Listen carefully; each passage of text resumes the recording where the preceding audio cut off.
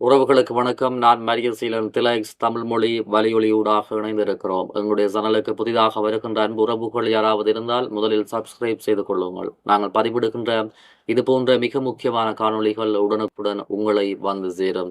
மத்திய கிழக்கில் பல வருடங்களாக இடம்பெற்று வந்த காசா இஸ்ரேல் போர் அண்மையில் சில நாட்களுக்கு முன்பு அமெரிக்க அதிபர் டொனால்ட் ட்ரம்பால் கொண்டு வந்த ஒப்பந்தத்தின் கீழ் முடிவுக்கு வந்ததாக நீங்கள் நினைக்கிறீர்கள். ஆனால் முடிவுக்கு வரவில்லை. தற்போது மீண்டும் காசா மீது கொடூரமான தாக்குதலை இஸ்ரேல் தொடங்கி இருப்பதான செய்தியை சர்வதேச ஊடகங்கள் வெளியிட்டுக் கொண்டிருக்கின்றன. காசாவில் போராட்டம் முடிவு பெற்றது. அமெரிக்க அதிபரின் ஒப்பந்தத்திற்கு இஸ்ரேல் அனுமதி அளித்து விட்டது. இனி காசாவில் யுத்தம் வராத மக்கள் கொல்லப்பட மாட்டார்கள் என்று இஸ்ரேல் காசா நகரில் இருந்து இடம்பெயர்ந்து சென்ற மக்கள் மீண்டும் தங்களுடைய வீடுகளுக்கு வந்து இடிபாடுகளுக்கு இடையில் தங்களுடைய வீடுகளை புனர் நிர்மாணம் செய்து கொண்டிருக்கின்ற இந்த வேளையில் இஸ்ரேல் மீண்டும் காசா மீது கொடூரமான தாக்குதலை, வான்வழி தாக்குதலை ஆரம்பித்திருக்கிறது என்று சொன்னால் உங்களால் நம்ப முடியுமா? உண்மையும் அதுதான். தற்போது இஸ்ரேல் மீண்டும் காசாவில் கமாஸ் படையினரை நோக்கி தாக்குதலை ஆரம்பித்திருக்கிறது. இது தொடர்பாக இந்த காணொலியில் விரிவாக பார்க்க போகிறோம். இஸ்ரேலுக்குள் புகுந்து ஆயிரக்கணக்கான இஸ்ரேலியர்களை படுகொலை செய்து சிலரை பணைய கைதிகளாக கமாஸ் போராளிகள் சிறைப்பிடித்து சென்றதற்கு பின்பு வருடக்கணக்காக காசா மீது கமாஸ் படையினர் மீது இஸ்ரேல் கொடூரமான தாக்குதலை நடத்தி வந்தது. இந்த தாக்குதல் வருடங்களாக நீடித்திருந்தது. இந்த தாக்குதலில் பத்திரிகையாளர்கள், மனிதநேய பணியாளர்கள், சிறுவர்கள் என பலர் படுகொலை செய்யப்பட்டிருந்தார்கள். மருத்துவமனைகள், பாடசாலைகள் என்று பல கட்டிடங்கள் இஸ்ரேலால் தாக்கி அழிக்கப்பட்டது. இதற்கு கீழ் கமாஸ் படையினர் பதுங்கி இருப்பதாகவும் அவர்களுடைய ஆயுத கிடங்கு இருப்பதாகவும் கூறி இஸ்ரேல் தாக்காத இடமே காசாவில் இல்லை. இவ்வாறு மூர்க்கத்தனமான தாக்குதலை மேற்கொண்டு இந்த கமாஸ் இராணுவத்தை, கமாஸினுடைய கட்டமைப்பையே இஸ்ரேல் உருக்குலையை செய்திருந்தது. இந்த கொடூரமான யுத்தத்தில் பல்லாயிரக்கணக்கான மக்கள் படுகொலை செய்யப்பட்டிருந்தார்கள். பட்டினியாலும் பலர் இறந்திருந்தார்கள்.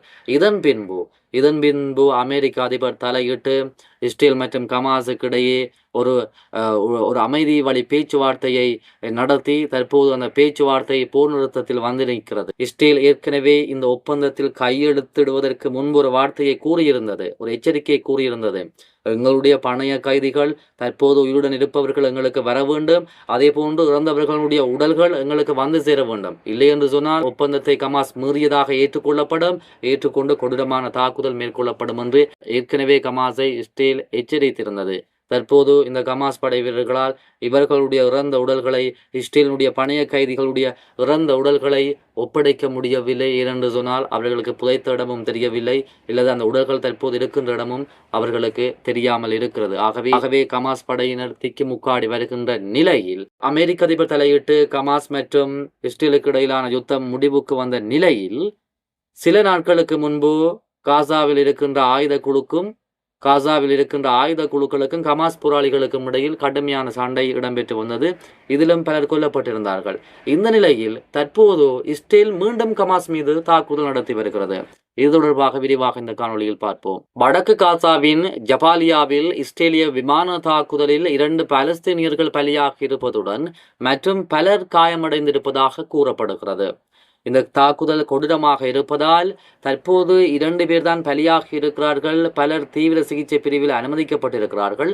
பலி எண்ணிக்கையை அதிகரிக்கலாம் என்றும் சர்வதேச ஊடகங்கள் செய்தி வெளியிட்டிருக்கின்றன.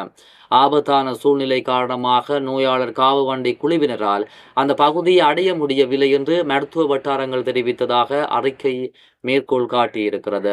தற்போது வான்வழி தாக்குதல் ஒன்றை இஸ்ரேல் மேற்கொண்டிருக்கிறது. இந்த வான்வழி தாக்குதலில் பலர் காயமடைந்திருக்கிறார்கள். இதுவரை 2 பேர் தான் கொல்லப்பட்டிருப்பதாக செய்தி வெளியாகி இருக்கிறது.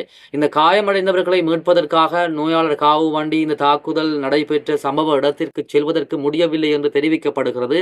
ஏனென்று சொன்னால் அங்கே மீண்டும் தாக்குதல் இடம்பெற்று வருவதைத்தான் எடுத்து காட்டுகிறது. இஸ்ரேலிய படையினர் மீண்டும் அங்கே நிலை கொண்டிருக்கிறார்கள். ஆகவே இந்த நோயாளர் காவு வண்டி குறித்த இடத்திற்கு செல்ல முடியவில்லை என்றும் சர்வதேச ஊடகங்கள் செய்தி வெளியிடுகின்றன.